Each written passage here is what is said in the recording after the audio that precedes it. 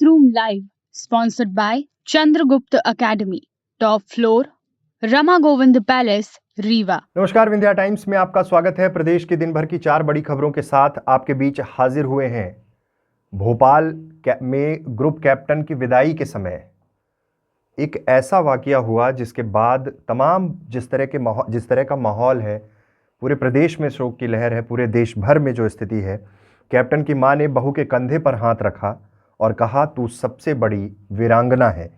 जिस तरह से ये पूरा घटनाक्रम हुआ, तमाम जवान शहीद हुए थे, उसके बाद तब से लेकर एक उम्मीद थी कि ग्रुप कैप्टन जिन्हें बहुत गंभीर अवस्था में भर्ती कराया गया है वो स्वस्थ हो जाएंगे, लेकिन ग्रुप कैप्टन वरुण सिंह भी शहीद हो गए। और पार्थिव शरीर जब घर पहुंचा, भोपाल पहुंचा, तो बहू गीतांजलि सिंह के कंधे पर हाथ रखकर उनकी मां ने जो हिम्मत दी वो अपने आप में एक बहुत बड़ी मिसाल है। आपको बता दें कि शुक्रवार को अंतिम संस्कार होगा, जिसको लेकर प्रशासन का पहले प्लान था कि अंतिम संस्कार भदभदा विश्राम घाट पर कराने का था, लेकिन वरुण के पिता के कहने पर संत हिरदाराम नगर बैरागढ़ में शुक्रवार सुबह 11 बजे अंतिम संस्कार होगा। तमाम लोग पहुंचे, आर्मी के अफसर थे, और जिस तरह से एक बहुत भावुक क्षण होता है किसी माँ के लिए, किसी पिता के लिए, किसी की पत्नी के लिए।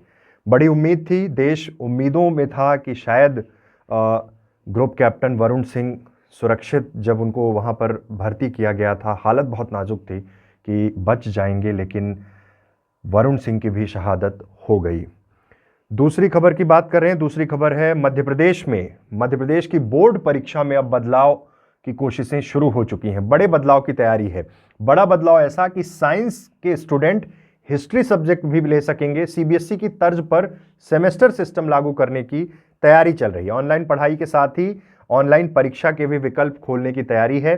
स्ट्रीम के साथ छात्र स्ट्रीम से अलग सब्जेक्ट भी ले सकते हैं। मध्य प्रदेश माध्यमिक शिक्षा मंडल भोपाल यानी एमपी बोर्ड ने जल्द ही बोर्ड पैटर्न में बदलाव के लिए तैयारी करने जा रहा है, और ये बदलाव कुछ इस तरह से है कि अपनी पसंद के सब्जेक्ट पढ़ सकते हैं। साइंस के स्टूडेंट्स आर्ट्स के विषय भी ले सकेंगे, तो वहीं आर्ट्स के स्टूडेंट्स साइंस भी पढ़ सकेंगे।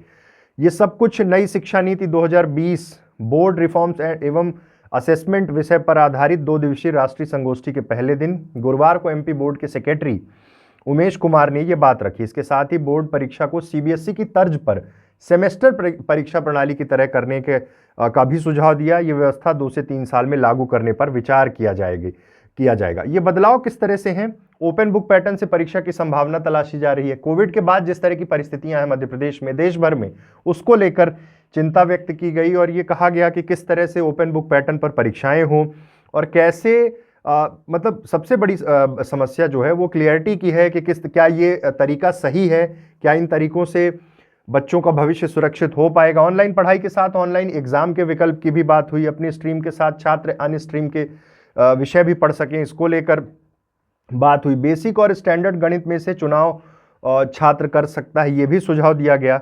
15,500 प्रश्न का बैंक बनाया गया है। ये तमाम चीज़ें, बड़े बदलाव जो होने वाले हैं बोर्ड में, ये निकलकर सामने आए हैं। तीसरी खबर की बात कर रहे हैं। मध्य प्रदेश में एक साल में तीसरी बार बिजली महंगी होने जा रही है।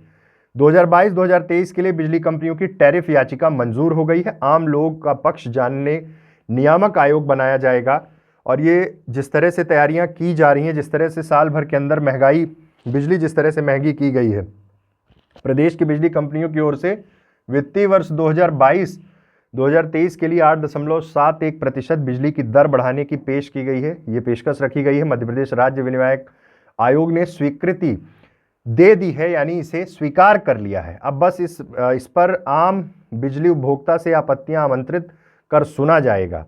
मतलब साफ है कि जिस तरह से बिजली वितरण कंपनियां पहले भी बढ़ाती रही हैं दरों को, और अब एक बार फिर से 22-23 के लिए कुल 48,874 करोड़ रुपए की ज़रूरत बताई है।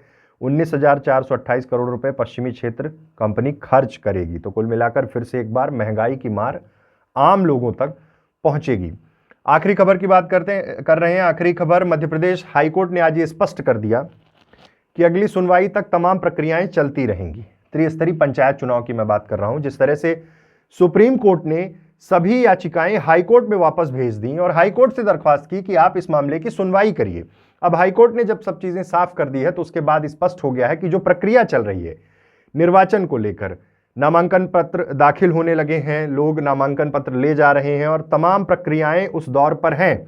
बाकायदे खर्च जो किया जा रहा है राज्य सरकार द्वारा, जो माफ कीजिएगा, राज्य निर्वाचन द्वारा जो तैयारियां कराई जा रही हैं, उसके बाद स्पष्ट हो चुका है कि पंचायत चुनाव की तैयारियां अपने जोरों पर होंगी और सब कुछ ट्रैक पर आ रहा है। अगली सुनवाई 3 जनवरी को क्या कुछ होगा, लेकिन उसके पहले तमाम ऐसी प्रक्रियाएं हैं जो पूरी कर ली जाएंगी, तब किसी तरह के स्टे की संभावना बहुत कम दिखती है।